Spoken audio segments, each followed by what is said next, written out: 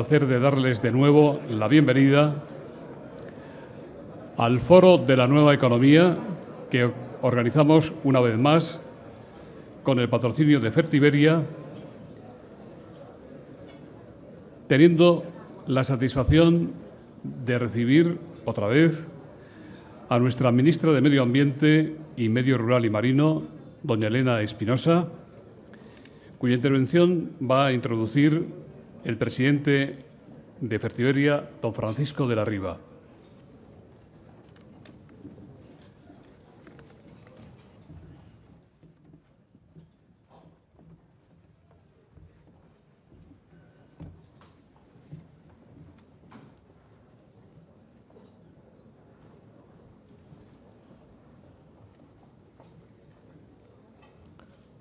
Señora ministra de Medio Ambiente y Medio Rural y Marino, señoras, señores, amigos todos. Como presidente de Fertiberia es un honor presentar a nuestra querida ministra, Elena Espinosa, invitada a este almuerzo coloquio, organizado, como siempre, con gran acierto por el Foro de la Nueva Economía y patrocinado por Fertiberia. Vamos a tratar el tema de la situación del sector agrario y cómo afrontar el futuro tan complicado que nos ha tocado vivir.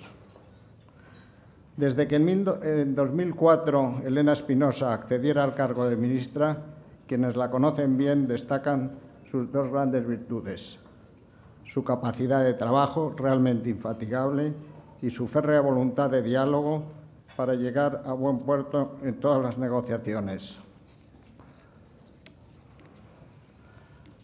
Ciertamente, los primeros 4 años del mandato de Elena Espinosa no fueron fáciles, teniendo que enfrentarse a retos de los que supo salir airosa, tales como el denominado chequeo médico de la PAC o la fuerte subida de los precios de los inputs agrarios. Como anécdota, les contaré que en una sesión del foro la ministra me pidió que de Fertiberia bajara los precios de los fertilizantes, y lo pidió también que al día siguiente dio orden de bajarlos en un 10%. Ciertamente el precio del gas había bajado también el 10% la semana pasada. En 2008 repitió en el cargo como titular del Ministerio, que cada vez nos es más difícil de pronunciar, Medio Ambiente, Medio Rural y Medio Marino, obteniendo además un escaño en Orense, que es su tierra natal.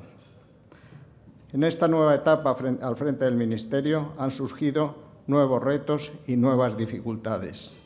La crisis financiera mundial, que ha castigado a todos los países y a todos los sectores, ha afectado también a nuestro sector agrario. Y a final de 2009, las organizaciones agrarias se unieron con nuevas reivindicaciones.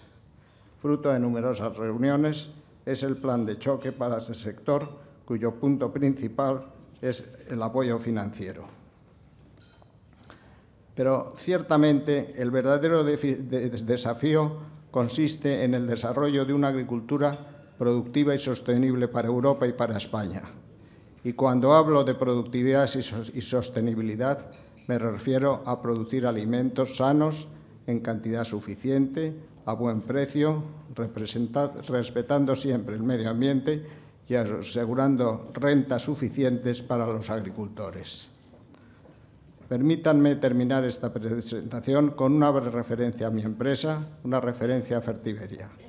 En los últimos 10 años se ha producido un cambio radical en nuestra empresa, gracias a haber apostado por 3 grandes líneas estratégicas: internacionalización, diversificación e I+D+I.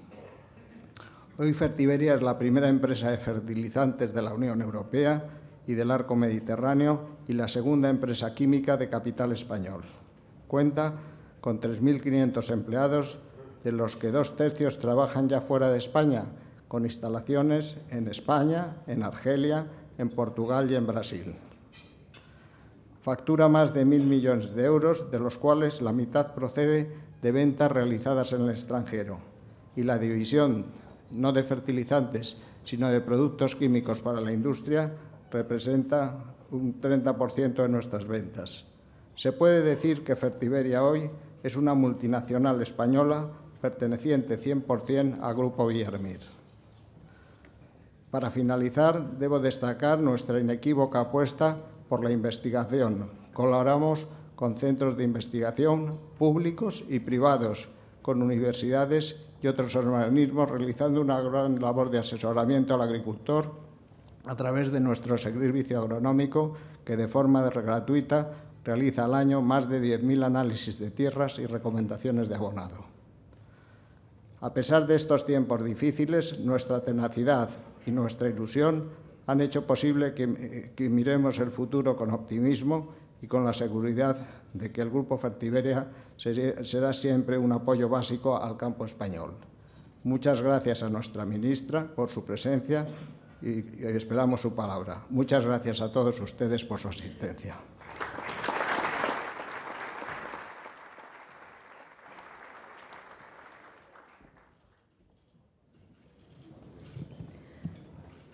Ministra de Vivienda, consejeros, autoridades, asistentes todos, muchas gracias en primer lugar al Foro Nueva Economía y a Fertiberia como patrocinador de este encuentro informativo por la oportunidad que me brindan de acercarles el trabajo que hacemos del Gobierno.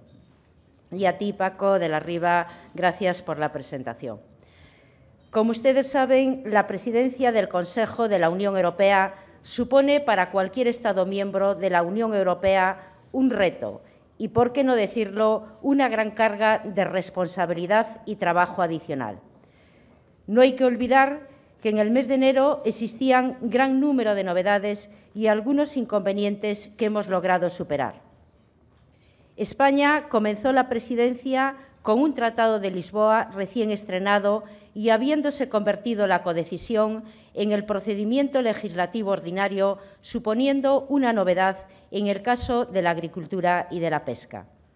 Además, la nueva configuración del Parlamento Europeo adquiría en esas fechas su velocidad de crucero y no sería hasta finales del mes de febrero cuando se dispondría del Colegio de Comisarios. El momento sociopolítico también nos ha obligado a realizar, en ocasiones, tareas no siempre designadas a una presidencia y, en otros casos, a cubrir lagunas existentes en el entramado comunitario.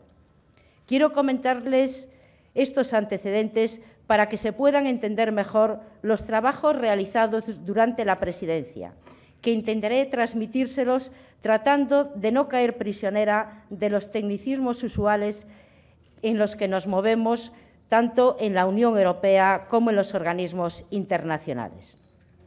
Y comenzaré hablándoles de cambio climático.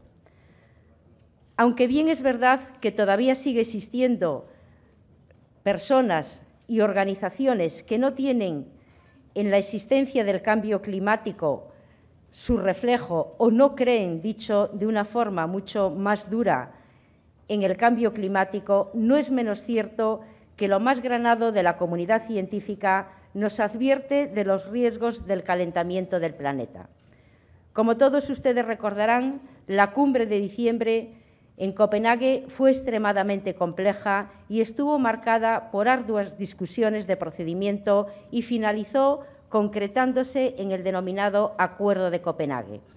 Tras la misma, la presidencia española asumió la responsabilidad de guiar a la Unión Europea y sus 27 Estados miembros en el proceso internacional de negociación que da continuidad a la Cumbre del Clima de diciembre.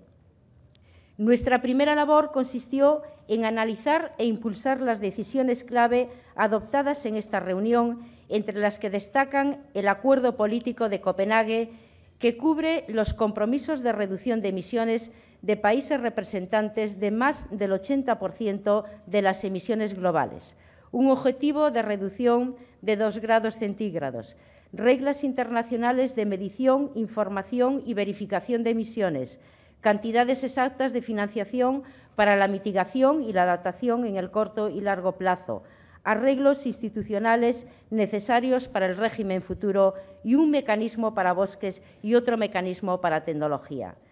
De este modo, teníamos un doble objetivo. Por un lado, hacer operativos los resultados de Copenhague lo antes posible y, por otro, emplear las orientaciones políticas del acuerdo para facilitar consensos en el proceso formal de negociación en el marco de Naciones Unidas, que tiene su próximo hito en la reunión de Cancún, en México, en diciembre de este año.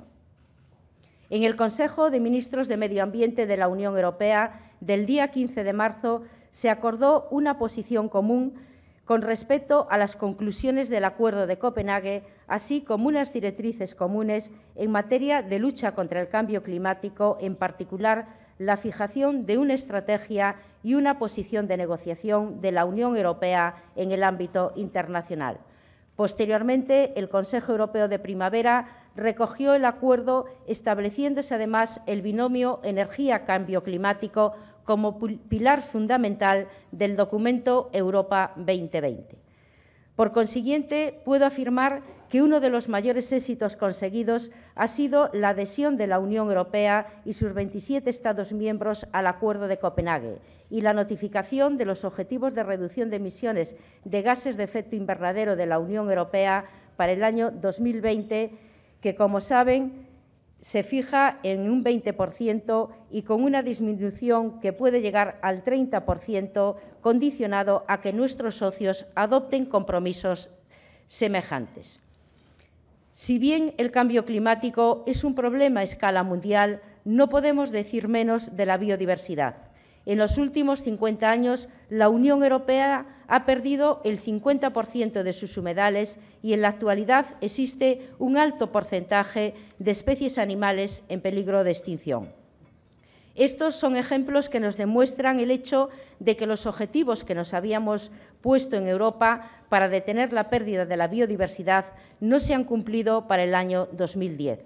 Naciones Unidas ha declarado el presente año como el Año Mundial de la Biodiversidad, lo que supone un periodo crucial para su conservación tanto a escala europea como mundial. Quisimos liderar y buscar el consenso de unos objetivos renovados sobre este tema.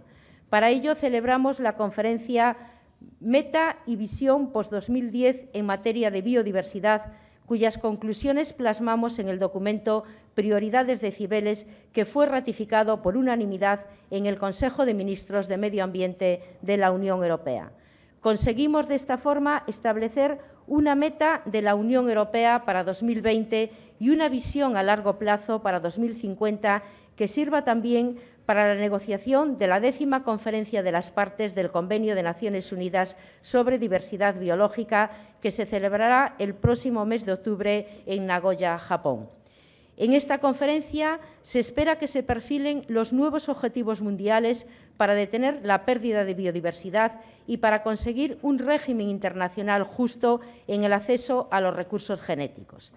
Al igual que en el caso del cambio climático, hemos conseguido que la meta y visión sobre biodiversidad se recoja en las conclusiones del Consejo Europeo de Jefes de Estado y Gobierno, celebrado los pasados 25 y 26 de marzo, relativos a la Estrategia Unión Europea 2020.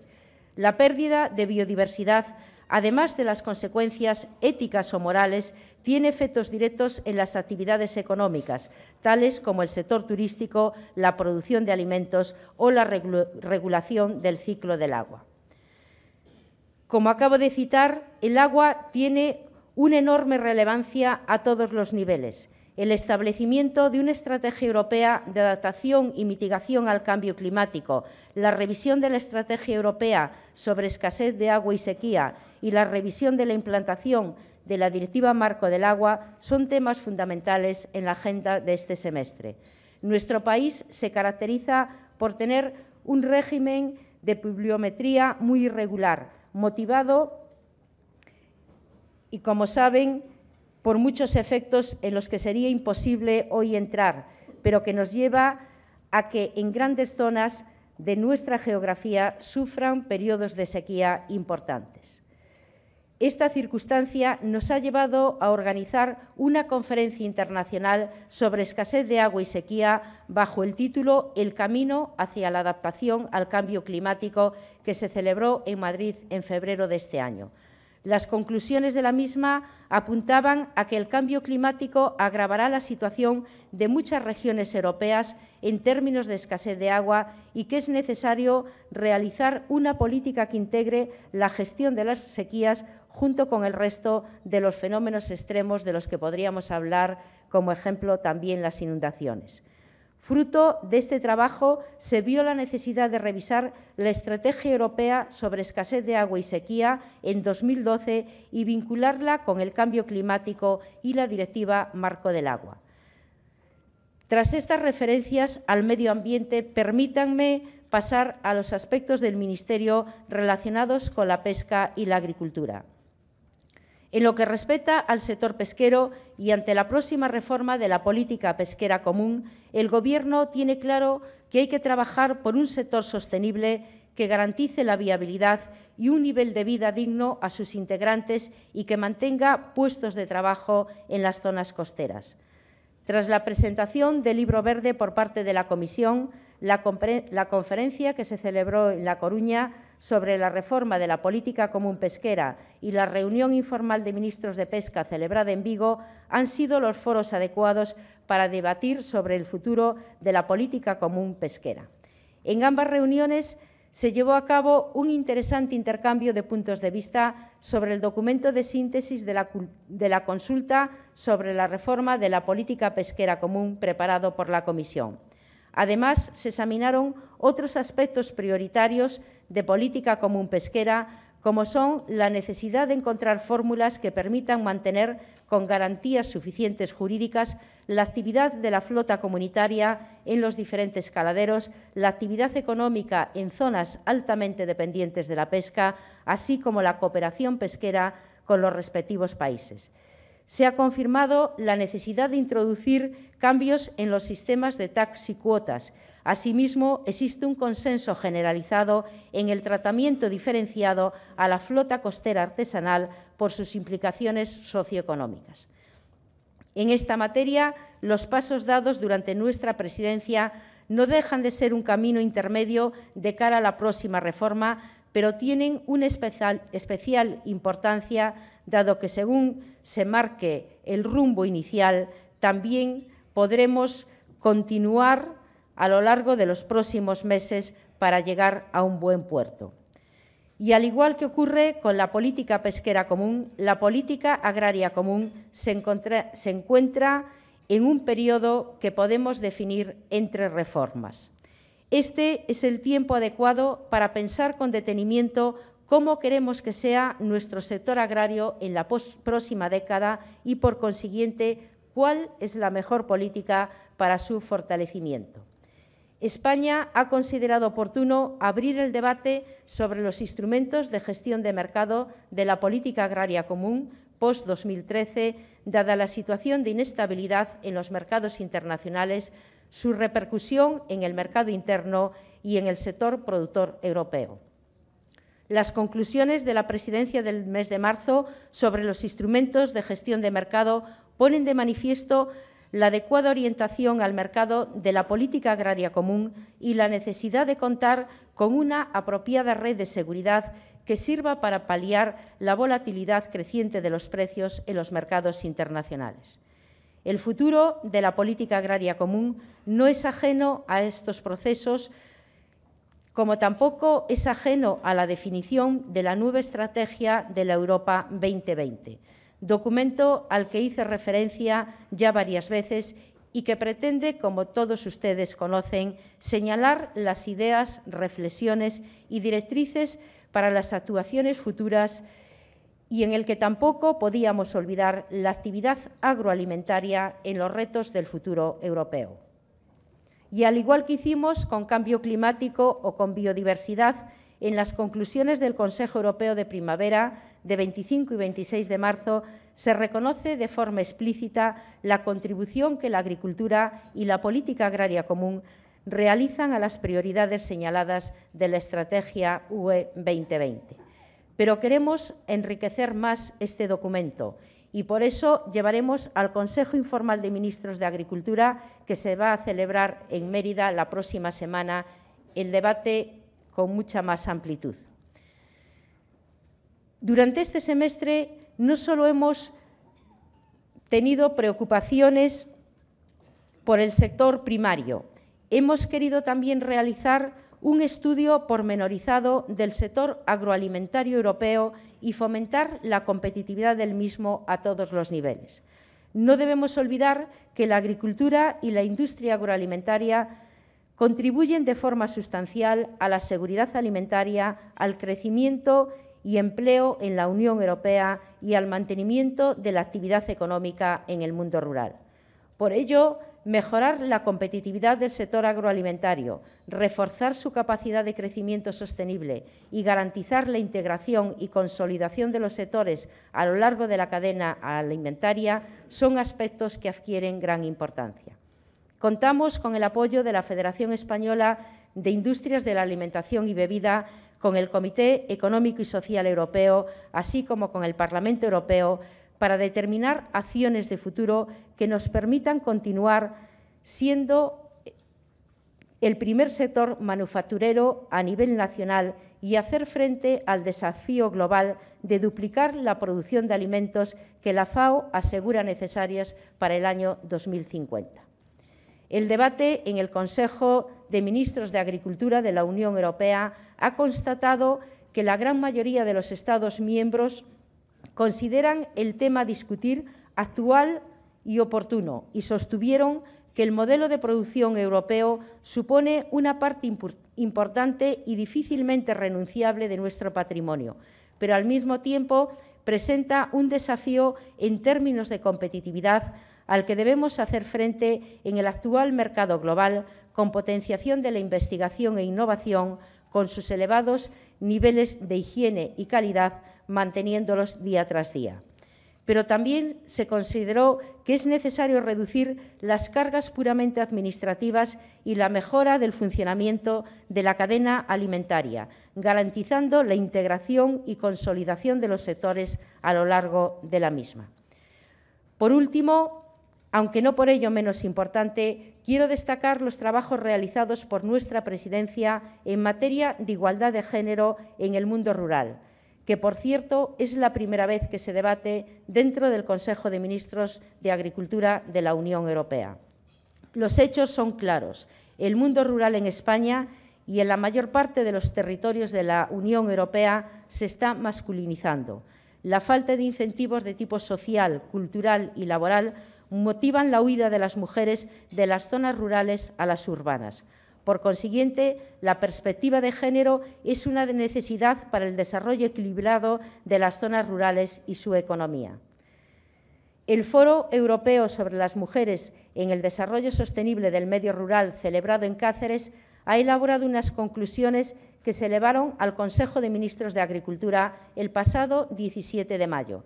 La mayoría de los ministros de los 27 Estados miembros y la propia Comisión han considerado necesario tomar medidas en esta materia. El propio comisario de Agricultura consideró oportuno que las políticas de género se introduzcan dentro de la próxima reforma de la PAC. Asimismo, el Parlamento Europeo ha creado una ponencia específica sobre el tema y ha citado a la presidencia española el próximo 1 de junio para que explique sus puntos de vista. Por último, y para finalizar, me gustaría transmitirle que todos somos fruto de nuestro tiempo y, como tal, a esta presidencia le ocurre lo mismo. La situación social, política y económica nos condiciona, pero debemos buscar en la misma las adecuadas oportunidades de futuro. Desde esta perspectiva, las prioridades del Ministerio de cara a la presente presidencia buscaban avanzar en el proyecto europeo con un adecuado equilibrio de contenidos sociales, económicos y políticos, todo bajo el prisma de la sostenibilidad y el medio ambiente. Espero que el esfuerzo que hemos realizado entre todos pueda servir para que nuestra Europa sea a partir de ahora más fuerte, equilibrada y unida, de modo que el proyecto europeo eleve las cotas de bienestar de los ciudadanos europeos. Considero que nuestros logros dejan sentadas las bases para las próximas presidencias belga y húngara que, junto con España, conforman el actual trío. Pero sí un mensaje claro. Durante nuestra presidencia creo que hemos enriquecido el documento inicial de la Estrategia 2020, documento que, no nos olvidemos, va a sentar las bases del crecimiento económico de la próxima década y que cuente con la agricultura, con la biodiversidad y el cambio climático en su diseño y su aplicación posterior, será algo que debamos gracias al esfuerzo de España, de todos los españoles y de todas las instituciones que en este proceso nos han ayudado. Muchas gracias.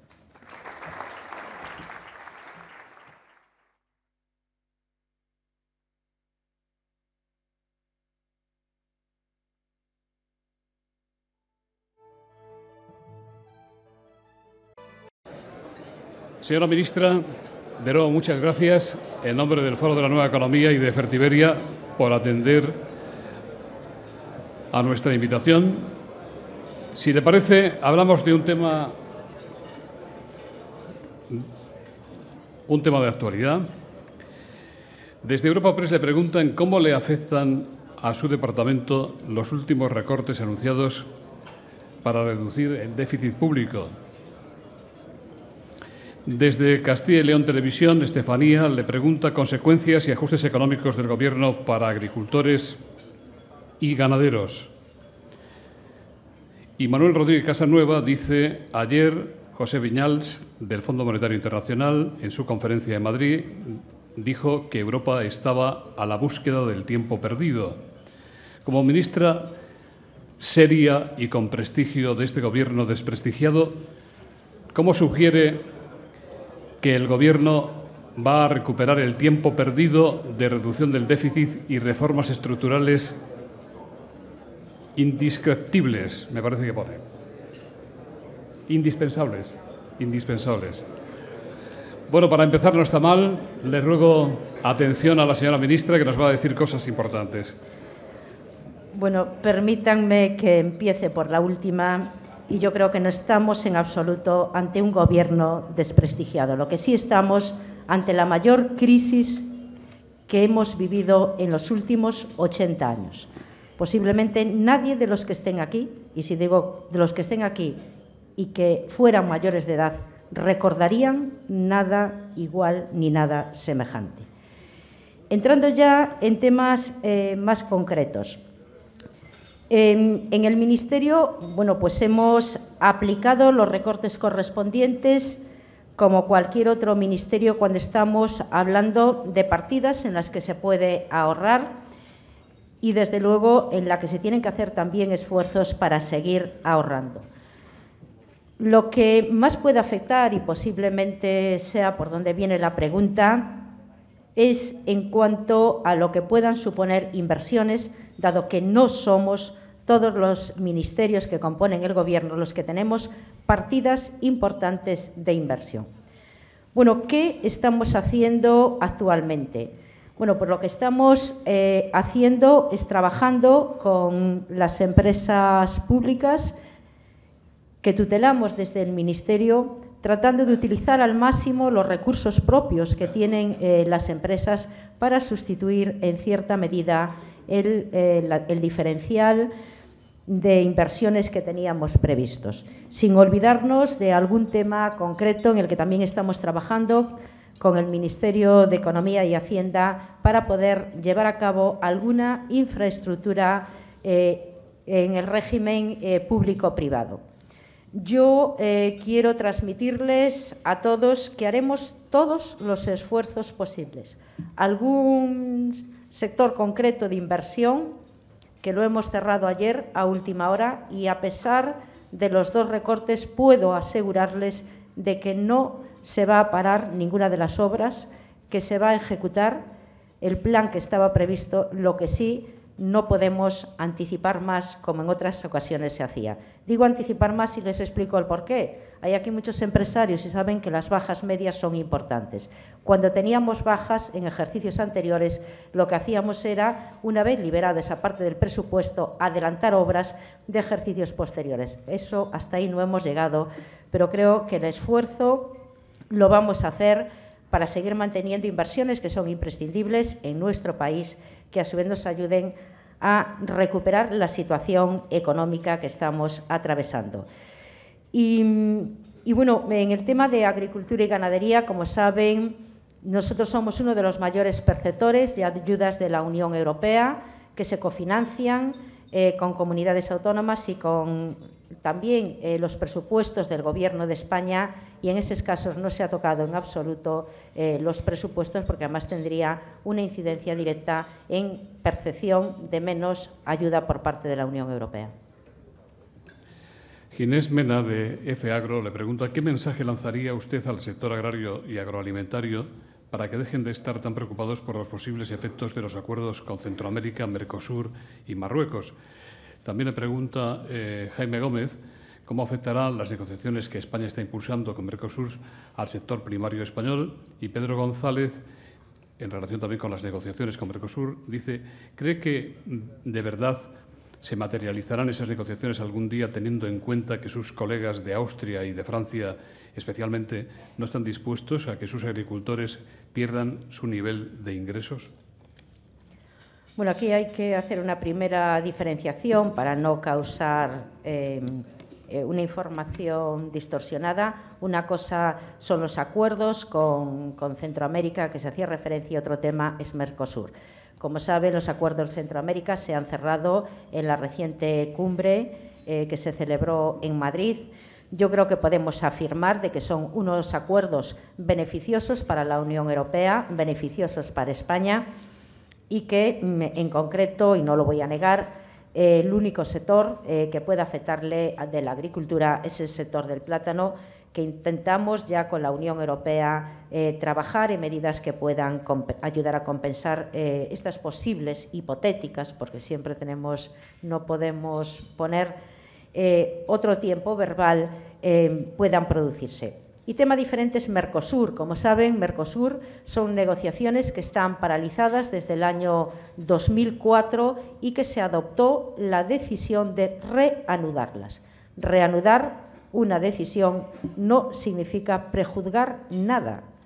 Ahí cada uno estaremos defendiendo nuestros intereses y yo, desde luego, estoy convencida que si llega a existir un acuerdo final, será un acuerdo equilibrado. Y equilibrado me refiero tanto sectorialmente, visto desde el contexto español o desde el contexto europeo, como equilibrado viendo los dos bloques que están en estos momentos o que pueden ser objeto de negociación. Fernando Jáuregui, de diariocrítico.com, le pregunta cómo puede España ser interlocutor en la Unión Europea para facilitar la entrada de productos de Marruecos en Europa. ¿Es Marruecos un competidor de España ante la Unión Europea? Vamos a ver, primero, yo creo, y perdonen que sea a lo mejor un poco dura en mi expresión, no podemos ser tan hipócritas. No podemos estar intentando exportar más a Marruecos y, sin embargo, blindarnos en nuestras fronteras para que entre aquí absolutamente ningún producto. Eso es lo que yo antes les decía cuando hablaba de un acuerdo equilibrado. Bueno, el acuerdo de Marruecos es un acuerdo que permite también muchas exportaciones españolas. Ya no hablo del contexto de la Unión Europea, hablo de producciones españolas que van a Marruecos. Y además también tenemos la habilidad de olvidarnos de aquellas que están dentro del mismo sector. ¿Por qué no hablamos de melones cuando somos un país eminentemente productor y ellos son un país consumidor? ¿Por qué no hablamos de los productos transformados que llevan valor añadido y que sí nos interesa colocar en un mercado cada vez más creciente? No, nos quedamos única y exclusivamente con un tema que puede ser sensible en determinadas épocas del año, como es el tomate, y que, desde luego, nosotros sí estamos haciendo y seguiremos haciendo todos los esfuerzos para que lo que entre en la Unión Europea lo haga cumpliendo a rajatabla ese acuerdo que se ha firmado.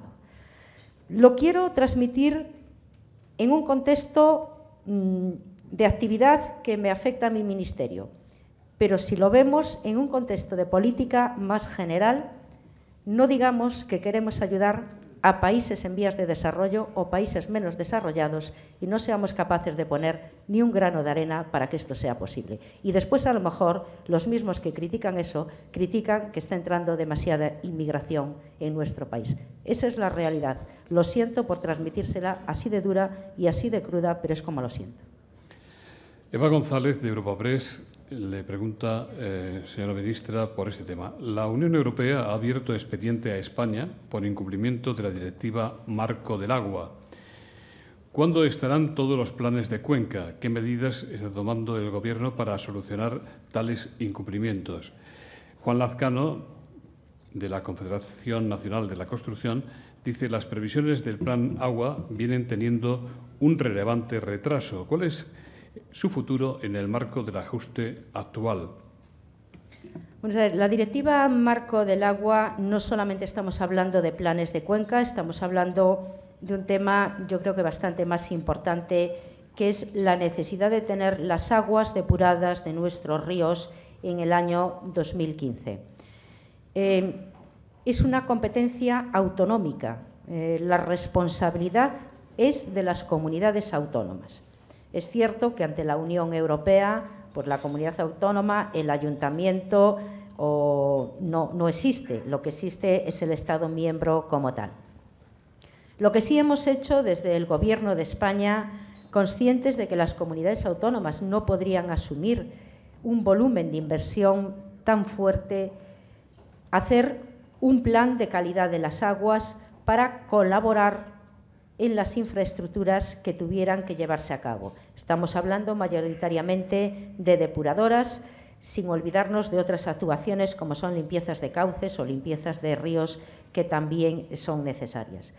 En el expediente al que usted hace referencia, también tiene una fecha fija donde se ha avanzado bastante. Nosotros, desde luego, daremos a la Comisión toda la información que sea necesaria en cuanto a lo que son infraestructuras. Planes de Cuenca es otro aspecto donde se deben elaborar, para los que no estén metidos un poco en este argot, en definitiva sería una planificación estratégica por cada una de las cuencas españolas, donde se definan pues desde los usos que va a tener el agua en un futuro a medio y largo plazo, a otra serie de actividades vinculadas con nuestros ríos. Lo que hemos hecho son constituir unas comisiones porque creemos que si el agua es vida y el agua es riqueza, tienen que ser planes que salgan consensuados por todo el mundo. Y desde aquí incluimos corporaciones locales, comunidades autónomas, empresarios, sindicatos, representantes de la sociedad civil. Los estamos elaborando.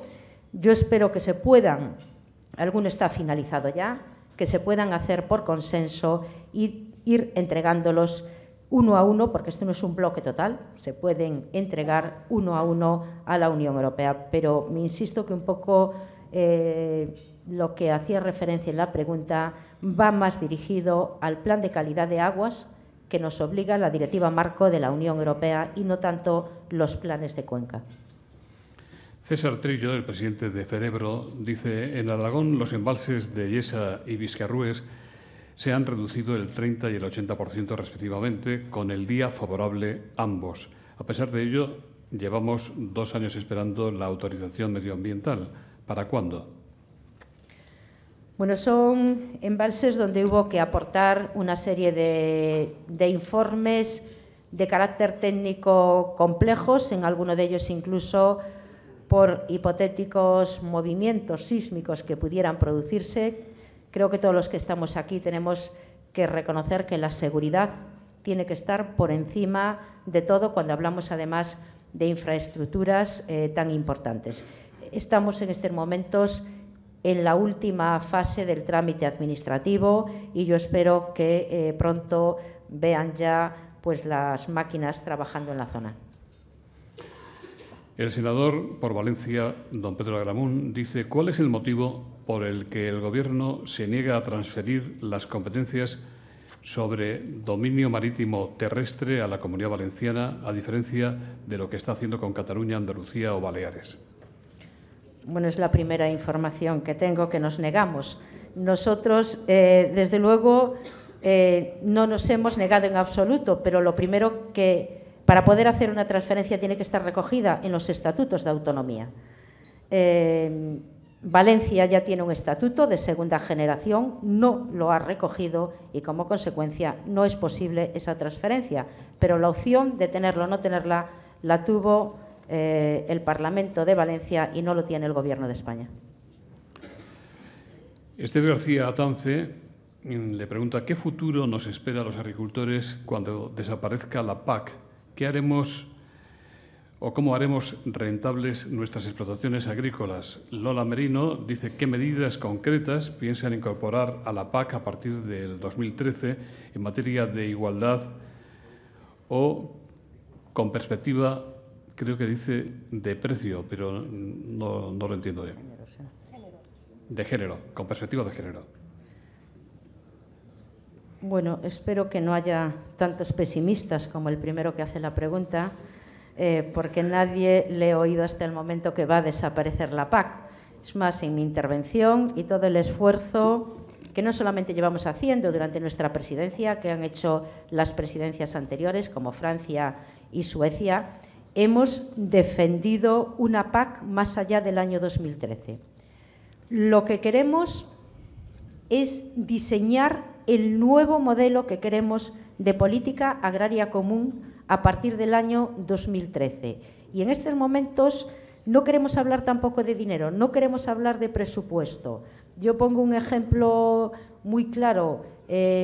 Cuando alguien quiere hacerse una casa, por ejemplo, normalmente hace el diseño y después pide el presupuesto. En estos momentos estamos haciendo, entre todos los Estados miembros, el diseño que queremos de nuestra política agraria común a partir del año 2013, viendo además los pequeños errores que se puedan haber incorporado en alguna de las negociaciones anteriores o disfunciones que tenemos en estos momentos por la situación también global que estamos viviendo de mercados, que no se vivía pues a lo mejor cuando se diseñó la PAC, pero son temas de perfeccionamiento y de adaptación de una política agraria común que, no nos olvidemos, después del carbón ha sido la que nos ha unido a Europa conjuntamente con la pesca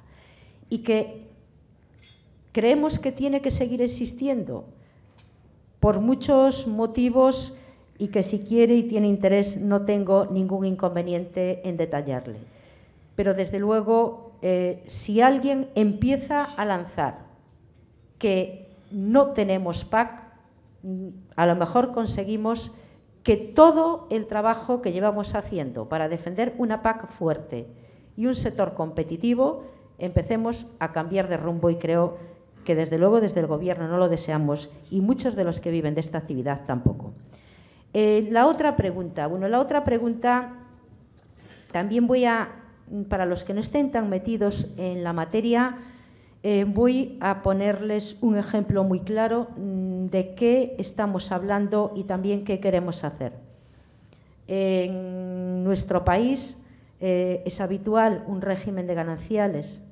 Sin embargo, puedo decirles que hasta hace muy poco tiempo en la agricultura no existía. Y una mujer trabajando en una explotación ganadera o trabajando en una explotación agraria no podía ni darse de alta en la Seguridad Social. A partir de ahí, hablen ustedes ya o vean ustedes las consecuencias. Me hace con la cabeza Jesús Caldera, porque cuando era ministro de Trabajo me sufrió bastante y me ayudó desde luego también a resolver este tema. Bueno, no queremos que sea solo un tema que hemos solucionado en España, queremos que la solución podamos también aportarla por justicia en un contexto europeo. Pero voy más allá, es decir, si desaparece, aquí se producen, y perdón que vuelva un poquito atrás, situaciones en cierta medida contradictorias. La mujer, efectivamente, es la primera que abandona el mundo rural. Se produce esa masculinización que es común en la mayor parte de los Estados miembros de la Unión Europea. Baja la población por efectos naturales y se nos producirá una muerte natural también del 80% del territorio europeo, que es el medio rural, con riesgo pues desde la agricultura, la ganadería, la industria agroalimentaria o, si quieren, efectos también muy importantes como pueden ser mayores incendios forestales, porque se abandona un territorio y se tiene más riesgo. Frente a este fenómeno, sin embargo, nos encontramos con datos, sobre todo de la Europa de los 15, donde los proyectos que tienen más viabilidad y los que tienen en estos momentos o que producen una mayor diversificación dentro del mundo rural proceden de mujeres. Por lo tanto, solucionemos la parte negativa e impulsemos la parte positiva, más allá de lo que a lo mejor algunos pensaban que podía ser un mero enunciado de una política de género. Es igualdad, pero piensen también que si no lo hacemos, los resultados que podemos tener van más allá de un principio. El presidente de Asaja en Valladolid, Lino Rodríguez, dice: la ministra ha hablado del Consejo Europeo en Mérida la próxima semana. ¿Qué espera conseguir? Desde esa misma organización, Ignacio López dice: el documento para Mérida pretende alcanzar el máximo consenso para situar la agricultura en la Estrategia 2020. ¿Pretende o espera usted alcanzar acuerdos en Mérida para la PAC post-2013? Bueno, en el documento de la Estrategia 2020 está incluida ya la agricultura. Lo que pasa que, como les decía en mi intervención, son documentos muy densos que lo que contienen son enunciados, ideas, directrices, y que esas ideas y esas directrices hay que desarrollarlas a partir de un momento determinado. Lo que pretendemos en Mérida es el desarrollo y la justificación del porqué, pero con argumentos sólidos que nos lleven. Yo no tengo ninguna duda que vamos a tener apoyo de los 27 Estados miembros, porque si no, no lo hubiéramos tenido cuando se incorporó a la Estrategia 2020. Pero que nos lleve también a aportar ideas de esa solidez que tiene que tener esa política agraria más allá del 2013 y, si miramos a un futuro, en el año 2020. Y no quiero entrar, porque sería muy poco respeto, desde luego, a mis 26 compañeros y al comisario, que yo pudiese anticipar también hoy aquí algunos de los informes que me están llegando. Pero sí le digo un tema muy concreto. Si se lee la Estrategia 2020, habla de un crecimiento inteligente, de un crecimiento sostenible y de un crecimiento integrador. Un crecimiento inteligente que nos lleve a generar empleo en la Unión Europea y riqueza. Si cogemos la agricultura y la industria agroalimentaria, estamos hablando de datos de empleo muy importantes a nivel de la Unión Europea. Si quieren, le digo los de nuestro país, porque lo entenderán mejor. Estamos hablando del 17% del empleo industrial, estamos hablando del 8% del Producto Interior Bruto, o estamos hablando del 14% de las ventas del sector industrial. Hagan un paralelismo y se encontrarán con los mismos resultados a nivel europeo. Si a la industria agroalimentaria le sumamos el sector primario, los datos, desde luego, se nos llegan a disparar. Podemos seguir generando empleo, porque no solamente tenemos que abastecer a un mercado europeo, sino que vemos que nuestras empresas y nuestros productos cada vez salen más a mercados fuera de la Unión Europea. De ahí que la balanza comercial en estos dos sectores también sea positiva en España. Es decir, no me estoy inventando datos, estoy intentando que la situación actual la fortalezcamos, que generemos ese empleo y que generemos esa riqueza. Es un sector que está habituado a utilizar o a la innovación y que está gastando día a día también en investigación. Pensamos los grandes avances en calidad y en seguridad alimentaria que hemos dado, por poner una referencia, desde las vacas locas hasta hoy. Ahí, y podríamos así seguir hablando de muchas más características, y ahí tenemos esa parte de la inteligencia. Si hablamos de sostenibilidad, tiene que ser un ejemplo que, como les decía antes, una actividad o actividades que gestionan el 80% del territorio, y ser capaz de hacer más con menos también de la misma forma para aumentar nuestra competitividad. Y si hablamos de integración, creo que es un fiel reflejo de lo que se puede hacer desde formación, innovación, multitud de actividades que confluyen, en definitiva, en otras que aportan mayor valor añadido. Podría casi irme a una nueva conferencia, no es mi intención, solamente que vean que no es ninguna inventiva, es una realidad por la que creo debemos luchar y que debemos seguir apostando para no quedarnos dentro de las fronteras de los 27, sino ir mucho más allá. Francisco Álvarez de la Lama, presidente de ACOE Nacional, dice: el sistema comunitario de libertad de precios en los cereales está causando un daño muy grande a los agricultores españoles. Está claro que nuestra agricultura no puede competir con países que nos doblan en producción y en subvención de la PAC. ¿Hay alguna propuesta española para corregirlo? Lorenzo Ramos Silva, secretario general de la UPA, dice: ¿para cuándo habrá normativas en la Unión Europea que garanticen que los agricultores perciban precios por sus productos que como mínimo cubran los costes de producción? Bueno, aprovecho porque cuando estábamos en la comida, Paco de la Riva me decía: como a mí me pediste algún día que bajar el precio de los fertilizantes, podías pedir hoy, que también tienes mucho sector, que suban el precio de alguno. Bueno, pues aprovecho aquí porque efectivamente necesitaríamos subir el precio de la leche, del aceite, el de los cereales es bastante más complicado. A ver si también se animan y siguen su mismo ejemplo. Pero bueno, anécdota aparte, el tema de los cereales es el más complejo que tenemos actualmente en nuestro país. Tenemos los grandes productores, por hablar de Argentina o hablar de Brasil, con incrementos en los dos casos superiores al 30% en su producción. Esto ha hecho que hubiera una caída a nivel internacional, y aunque ya llevamos 15-20 días con un repunte en los precios, es la situación, yo diría que más delicada que tenemos actualmente. Es un tema de índole mayor, donde opera la ley de la oferta y la demanda y donde muy poco margen o tendiendo a cero tenemos en nuestro país. Desde luego, yo espero que siga poco a poco aumentando el precio y que con esto pueda salir de una situación muy complicada que está atravesando todos los productores de cereales, mayoritariamente de España y de la Unión Europea.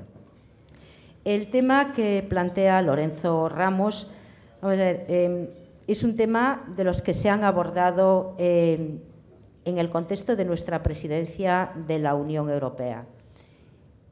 Ha sido además a través de un grupo de alto nivel que se ha establecido, donde no estaban los 27 Estados miembros, estábamos 8 países estudiando toda la cadena alimentaria para ver qué sucedía, por qué sucedía y qué podíamos hacer.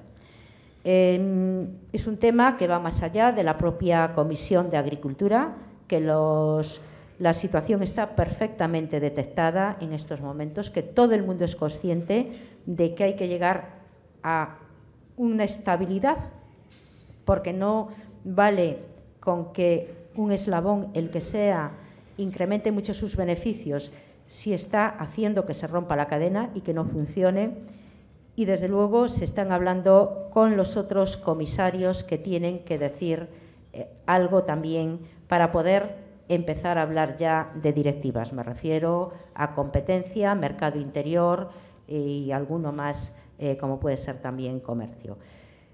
Es un tema muy complejo, muy complejo, que no tiene el reflejo igual en otras actividades económicas y que desde luego esperamos que seamos entre todos capaces de poner solución. Yo creo que nunca se había hecho un estudio con tanto detalle, con tanto dato, que nos lleva ya a tomar decisiones dentro de la Unión Europea, pero objetivas y no muchas veces por oídas, como hablábamos, o por sentimientos que muchas veces transmitíamos. El presidente de la Real Academia de Gastronomía, Rafael Ansón, dice: ¿cree que el Ministerio debería coordinar la política agroalimentaria con sanidad, comercio, turismo y gastronomía? Bueno, ya lo hacemos, es decir, por ejemplo, en temas de sanidad, como saben, existe la Agencia Española de Seguridad Alimentaria, donde la preside Sanidad y la vicepresidencia es del Ministerio de Medio Ambiente, Medio Rural y Marino. Trabajamos íntimamente en todos los temas, incluso muchas veces antes de que pueda salir cualquier borrador a la luz pública. En el tema de turismo, y yo quisiera ya coger todo el Ministerio, no solamente la parte de turismo, sino industria, turismo y comercio, porque yo creo que en comercio, en concreto con el ICEX, lo que hemos hecho en los últimos años también es un antes y un después. Mientras, y si quieren me sitúo antes del 2004, se iba a la feria cada uno por su lado, los empresarios, el Ministerio, las comunidades autónomas, el ICEX, y parecíamos una pandilla de amigos pero desorganizados. Estamos acudiendo a las grandes ferias, todo bajo un gran stand de España, donde se acoge todo el mundo, pero dando también esa imagen de potencia que tiene hoy nuestro sector y no como islas o granos. Con ICES estamos trabajando también priorizando mercados objetivos a los que podemos ir, productos que puedan ir a ese mercado, haciendo los estudios previos y acudiendo también conjuntamente en las acciones de promoción exterior que queremos llevar a cabo. Y podría también citarles más cosas. El tema de turismo, pues en tema de turismo, desde campañas que estamos haciendo en paradores con la promoción de productos españoles o productos del contexto europeo, de nuestra gastronomía, hasta algún tema ya más de carácter específico, de no tanto ferias, sino premios que hacemos conjuntamente. Es la gran oportunidad que tenemos cuando muchas veces presumimos de que nuestros cocineros son los grandes embajadores de España. También tenemos que usarlos, y dicho con todo el cariño, para que sean los promotores de nuestras producciones y que sepan ya hacer al nuevo consumidor el plato. Es decir, que el plato que muchas veces se come con los ojos lleve incorporado materia prima española. Pues ya vamos a finalizar con estas dos preguntas, señora ministra. Antonio José Fernández, de Hechos de Hoy, dice: ¿hay planes del Ministerio para llevar las energías limpias al sector primario? Coordinación con el Ministerio de Industria. Y Josep París, de la Comunidad de Regantes del Canal Segarra-Garrigues, dice: ¿hay posibilidad de establecer una tarifa eléctrica para finalidades agrícolas? Bueno, en el tema de energías renovables sí estamos trabajando internamente en el Ministerio y también con el Ministerio de Industria. Internamente lo que tenemos son varias mesas de trabajo convocadas, desde biocombustibles hasta lo que puedan ser energías eólicas. Una vez que avanzamos dentro de la casa, ya es cuando trasladamos al Ministerio de Industria para que nos ayude y colabore en un tema que conocemos, pero que tienen que entender, no somos especialistas. Y en el tema de tarifas eléctricas, el Ministerio de Industria ha elaborado un borrador de Real Decreto que tienen las organizaciones agrarias, que han tenido la oportunidad de hacer las alegaciones, y no recuerdo el día, pero creo que el día 7, el día 9, perdón porque no me sé la fecha, de junio se reunirán para perfilarlo y que se pueda publicar lo más rápido posible.